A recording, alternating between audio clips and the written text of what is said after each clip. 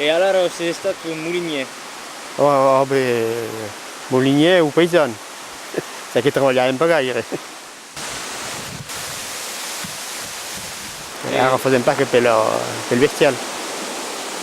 E beh, los paysan portavano blat che recoltavo, e facevo moldre, e facevo lupa. E portavo pel bestial, te la moldre per sport. Ara fazem pas che pel vacas, il bestial grosso. E beh, lo mettevo blat di la trimiege dessus, e quando mi ritorneggiavo, bollegavo la cassuola, e facevo la blat.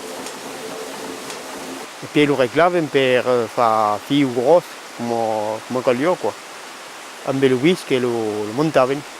E poi una caixa per ammazzare la farina, poi in giacon.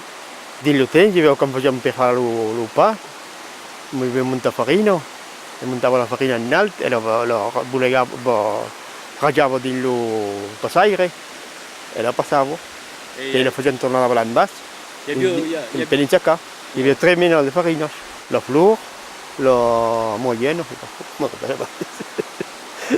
la repasso, et puis le brin pour le bestial. Alors repasso, le prenyo, le paysan le prenyo per infarinar las pagliassas, come metteva lupa, la pasta.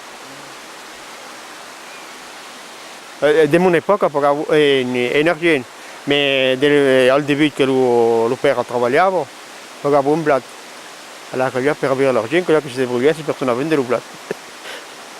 Quand mon père commençait a travailler, quand vinguait de la guerra del 14, havia 3 miolos, e me que el miolos anava a carrer il blat di l'alguarios, di los stals, e lo muliò, quando aveva fatto la farina l'anava a tornare a portare, e in quel poco, 150 kg di blat, mi vagliava un litro di blat.